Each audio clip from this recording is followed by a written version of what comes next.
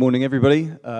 Thank you very much for your attention and for listening to me today. So, my name is Kingsland. I'm here. I was invited by Barack specifically to talk to you about growth, marketing, and how to actually sustainably grow your business, which I assume everyone here wants to know about. The old adage of build it and they will come died many, many years ago, and Adam's got a lot of great stuff he's going to be talking about next, specifically about how to apply lean startup to your business ideas. So in parallel to that, some of the principles I want you to think about is with the marketing that I'm going to be talking about, think also of how lean startup principles apply to marketing as well. Because this is one of the things that I've done today to be here. Specifically, I'm not really going to talk about my background or the companies that I've worked with or who I'm currently working with or who I'm looking to work with. But I'd rather give you specific details on some specific strategies that you can write down, take away today, and actually implement in your business tonight. Sound good? Good. Okay. First question I want to ask is, did everyone here write or apply with their pitch deck? You know, their one-pager A4. Put your hands up if you did. Oh, I can't see your hands, so not many people have. So if you wrote that one page that went into the pack, put it up. Okay? So all of the mentors, we received, I think it was about 100 startup pitches that all of you guys have written about your business that included competition, KPIs, growth, and your team members, and what your synopsis of what your company was, okay? So I looked through every single one of them pretty well and actually have brought out of that some 5 key strategies that I think you can all apply to your business. So, the term growth hacker gets banded around a lot. It's not really defined very well.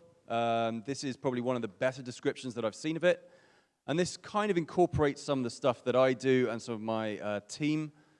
But what we're going to focus on today specifically is one of the things that doesn't get focused too much on is actual psychology, science of psychology, and how you can apply it to your business.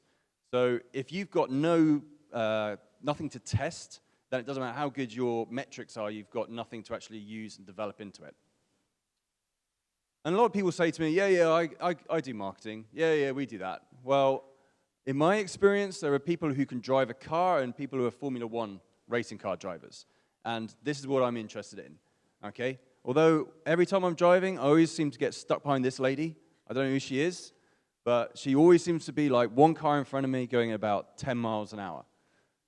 So the main thing about marketing, specifically in this day and age, is that it's an experiment. None of the mentors, none of the other successful people, you know, even up to you, Mark Zuckerberg's, can go out and start from scratch and use the exact same strategy that got them to be as successful as they are, okay?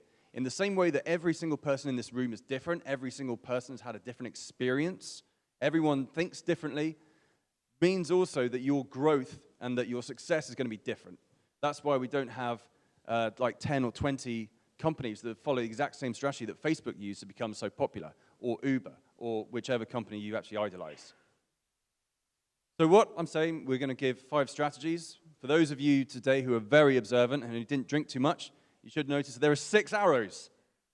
Bonus point for everyone there. Okay, so the first one is to find your own tipping point. Now, a lot of people talk about customers, and particularly when I was looking through the packs that we were sent, there was various different numbers that people have acquired and have retained. The key thing is that a lot of people that I've spoken to so far were unsure at what was like a number or a figure that they could actually use then to replicate growth and actually understand what that means further. Now, there's an article, obviously, by Kevin Kelly called 1,000 True Fans. I suggest everyone reads it if they haven't already, and it will start to give you an idea that you want to be looking at a core nucleus of adopters who come into your community, and you start to nurture them. Uber famously did this. I'm sure everyone's familiar with this Uber strategy, where essentially they were black cabs for the San Francisco 1%ers. And as such, it was almost thought of as, well, are they too elitist, you know? But the idea behind Travis Kalanick's strategy was it was testing out, can this work in a specific area, where he's got some influence already, okay? And then when he went forward from there, he actually thought, right, how can I now start to get some traction with this? How can I develop essentially this 1,000 fans that develops into a tipping point and starts that growth cycle for you? And he actually looked at South by Southwest. I'm not sure if anyone's been there to Austin, Texas. Anyone? Yeah? So you know what it's like? Or a handful of you, well, a handful do. And it's worth going to because it gives you an experience and an understanding of how you can actually use something as offline, as a festival, and how you can make that into an experience that people will then follow you on an online manner, and they will be retained by you. So one of the things I've done as well, actually, I should say, is that at the end of this presentation, I've actually created a web page with a load of resources specifically for you. So you can go to that and you can get a load of the articles and books and everything that I'm mentioning in this. So I'd recommend you look up that. So one of the main things to take from Travis's thing was actually define who the market was, specifically as a niche. So target who are that 1,000 people that you're going to develop into a community that's going to love you and rave about you. Because there was a lot of very, very broad explanations that I heard, particularly yesterday, where I couldn't understand who your 1,000 people were. It was almost like fishing in the ocean, hoping to land a very specific fish. Okay? You have to go and look and find them and then embrace them and love them. Okay? One of the things I saw a lot of as well was everyone say, oh, let's go do a load of pay-per-clicks. We're going to do a load of Google adverts. Or we'll do lots of social media advertising. Brilliant. Absolutely. I couldn't agree more. But it's not the only thing. And very, very few companies actually grow at a meteoric rate based on advertising. So you have to start to be creative in how you think about it and also what you're going to do. So everyone might remember the famous Microsoft Hotmail example, where initially they were going to build and do billboard ads and radio advertising. The only thing that stopped them was they went to the media buyers and they found out exactly how expensive it was. And then they started to ask around and they actually found out that the customer acquisition cost was very, very high and the retention was very, very low. Now this was no good for them, so obviously they started looking and actually applying some psychology, which is one of the things I encourage you to look at. So they actually put at the end of every email that went out, P.S. I love you, get your free email at Hotmail. That's quite a strange thing to receive by anybody, and as it went out, it was almost untested, but it did tap into several key psychological triggers that were a trigger for growth. So it was unexpected. No one's expecting to get an email that says, by the way, I love you. At that time, they weren't anyway, as before it went very spam. Highly emotional, okay? It's not I like you, okay? I kind of think you're all right, or you're a good guy, okay? It's I love you. It's a very committed expression. It's also a secret because it's shared at the end. It's like a secret, so you feel part exclusive in that, and that someone's giving you a secret that's almost not to be shared. And also, one of the key things here is that it was novel, okay? No one else had done this before. So it was a pure experiment, and by doing this, they actually found, oh, it works. But then all the imitators came and said, oh, if that's all you've got to do, why don't we just start doing it? And of course, as soon as you get imitators, the effectiveness drops off immediately. It just doesn't have the same impact. So while I would encourage you to experiment and try with some, maybe some PS at the end of a sign-off that encourages people to use your app or website or whatever it is, I would also be thinking about how can I do what would be relevant today or tomorrow for my customer base. Develop strategic relationships. This is one of the key things as well when people talk about that they're going to grow in and dominate the market. The first thing I'm always thinking to myself is who already owns that market? There's always somebody. So Airbnb or Airbed B&B, as they were called at the time, before someone said, change that, no one's going to learn it. So they famously hacked Craigslist with a very elaborate scheme, and it's worth looking up, of how they went in and they actually had like duplications of listings that would then come back to their site. And it was, pure hacking, okay? Not necessarily something I'd recommend in this day and age with some of the more legal ramifications, again, because everyone's a bit more switched onto it, and it's been done once. So there's now a precedent that's been set, and it will be less effective. However, the principle is correct, okay? So Airbnb knew that if they could get enough of their listings and develop enough, tap into the customer base of Craigslist, they would open up their website to a very, very large market very, very quickly. So with your own websites, with your own apps, I'd be thinking of not how can I organically grow my company, but I'd be looking specifically with who can I strategically align with that they will want to be working with me.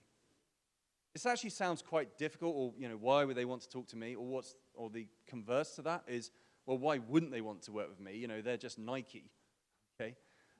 But it's worth going in and thinking of something that actually develops a foolproof strategy. So when I say that, I would recommend that you think about, well, if that strategy with Craigslist doesn't work, what's another one we can use? What's another one we can use? What's another one we can use? And the main thing, if you're going to take any kind of strategy in developing a strategic relationship, always ask the question to yourself, what's in it for them? Because I guarantee every single person in this audience now who's an entrepreneur is only thinking of themselves and how they can get access to that market. And it's very, very difficult to separate yourself and think, well, hang on a sec, why would this market, or why would the owner of this market want us involved? If you can answer that question, which is actually simpler than you think, then you can actually tap into it very, very quickly.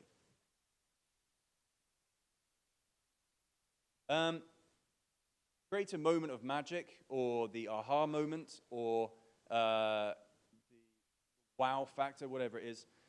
And this is one of the things that starts to separate the unicorns from just your average websites and from your average apps. So one of the things with every psychology, every study that happens, is that people have to suspend disbelief. They have to have that moment of where they go, I'm not sure this is going to work, but I'll try it anyway. And then they go for it. And you have to create that for them. You have to give them psychological reasons and emotional comfort and trust in you that they will go, yeah, all right, I'll put my money into it. Let's have a go then. Okay? And it's more difficult than you think. But once you know what you're doing, it's actually a lot simpler as well. Control the user experience. So one of the things that Uber is very, very good at, and I've had the pleasure of working with them, was, well, how can we actually ensure that the customer journey that they have is the one that we want them to have? Okay?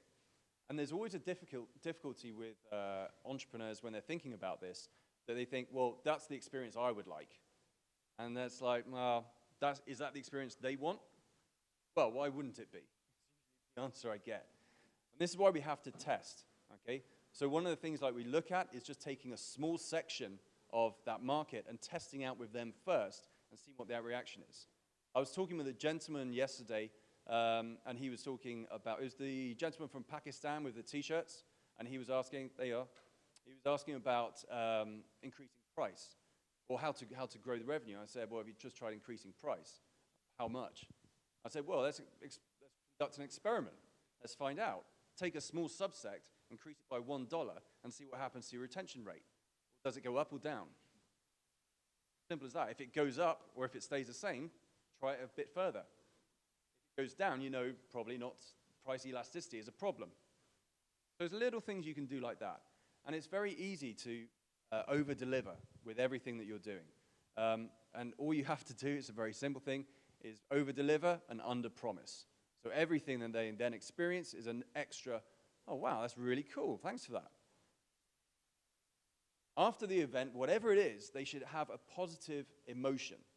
Okay? So they should feel warm inside, they should feel good, they should feel happy, and they will associate that emotion with you, which is critical to growing.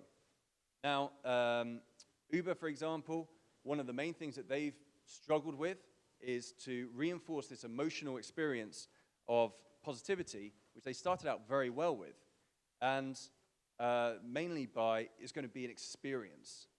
You know, you're going to get in not just a black car, but something incredible, okay? And you're going to have an experience as you go to wherever it is. And they run now in different cities. For example, you get picked up in a Hummer, or you get picked up in a massive stretch limousine instead of just when you were just expecting like a tiny little Skoda, okay? So they're trying to constantly think of different ways that's actually going to increase the emotional experience of the user.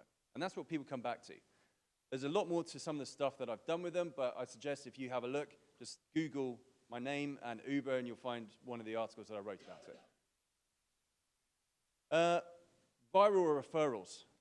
We talk a lot about virality in growth, and it's not easy. I never ever trust a company that says, oh, we're going to grow our business through viral marketing. Well, if you can do that, you're doing a better job than 99% of people in Silicon Valley out there, because most of them can't do it. It's not just something that's straightforward. There's always an element of luck, timing, and the sequence that things are put together.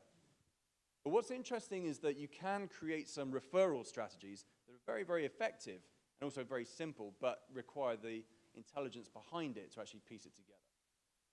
So one of the things we did for Harry's, does anyone know Harry's Grooming, the shaving company? Really? 100,000 signups in 1 week, okay? Pre-launch.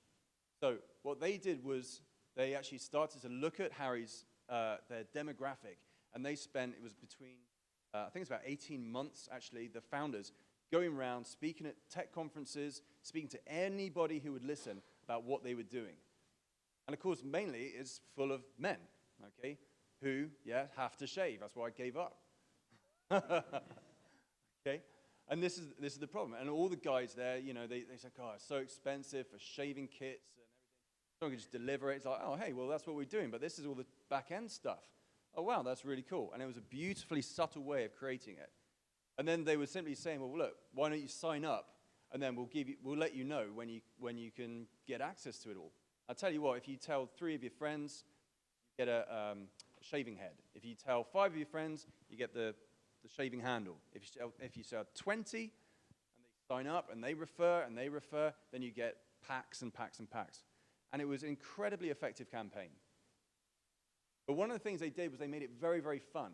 And all the people had to do was just sign in and click go, essentially, and then it was posted out to your social networks, and it was done for them.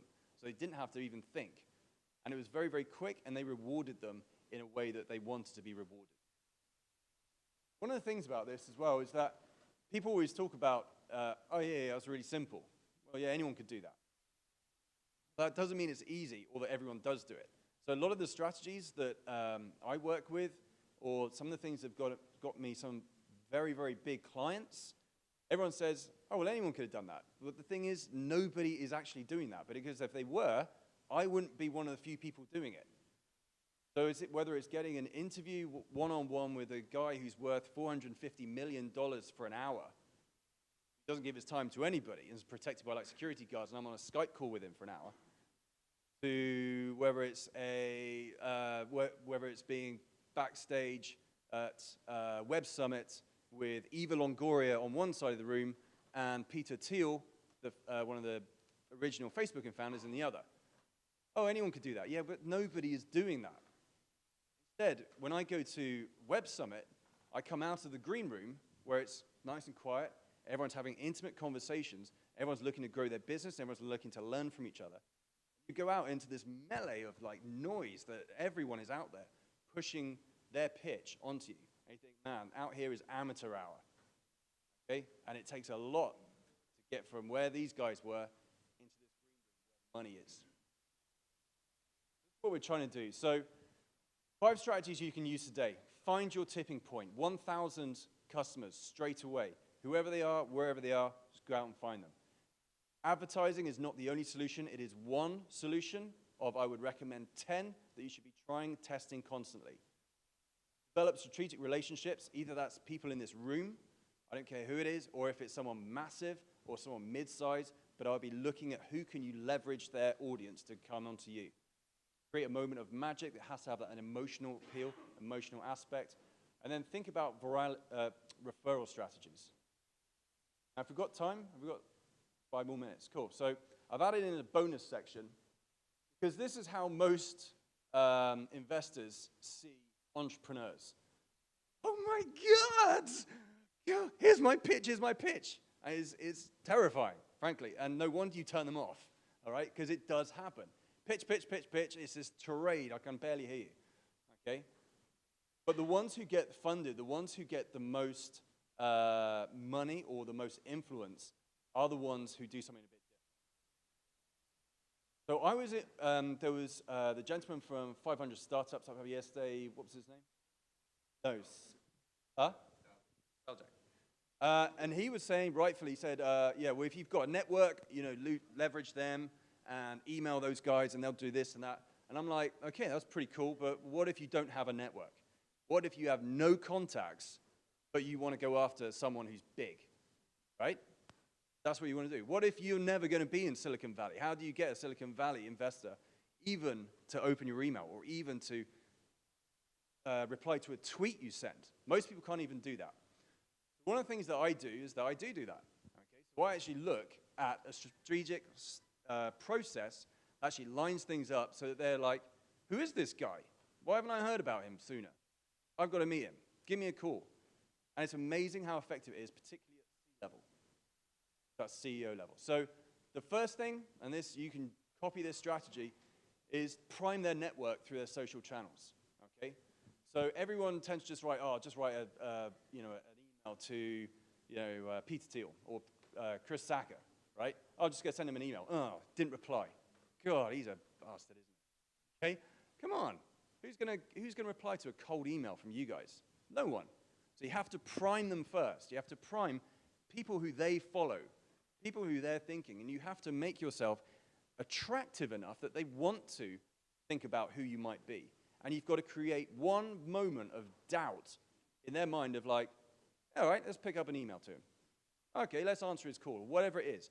And it's a split second, and you have to time it right. Who knows who this is? It's Mrs. George Clooney, right?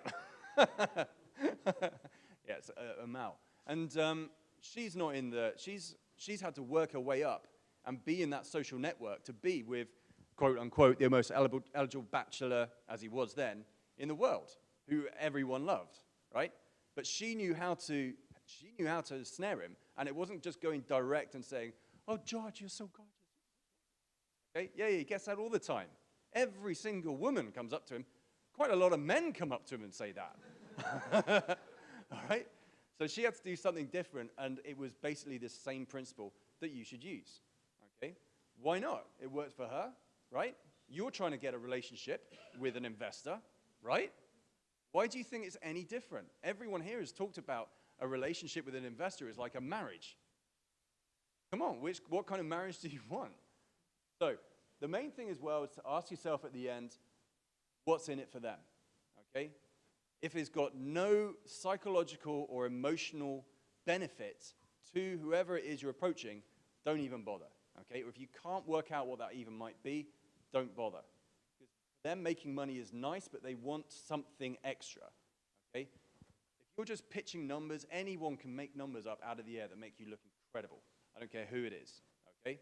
But if you tap into something that's a psychological interest for them, then they will take the time to listen to you. Then that's down on you. So that's pretty much it. Like I say, I've done this, inceptiongrowth.net/Istanbul, which I've stuck some resources on. I've also included some links to some lists and some podcasts and a couple of books that I recommend. You can follow me on Twitter, or some of you guys contact me on LinkedIn. I think that's pretty much it. But yeah, thanks so much. Thank you.